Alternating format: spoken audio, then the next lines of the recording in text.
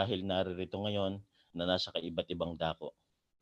Isang kagalakan po sa akin ang mapagsilbihan kayo ngayong gabi as we all together embark in one of our study of one of the most important part of biblical foundations.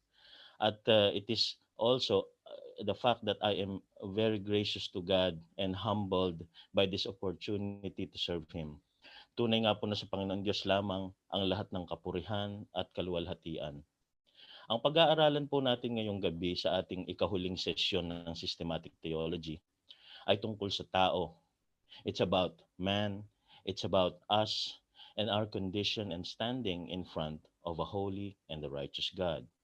At kaugnay dito, atin rin pong pagdaraanan ang ilang mga topics kagaya ng man's creation, sin, its effects and its levels o ang kasalanan at ang mga epekto nito at antas nito, man's condition with regards to sin, the eternal consequence of sin, and paano po ba maipapanumbalik ang tao sa Panginoong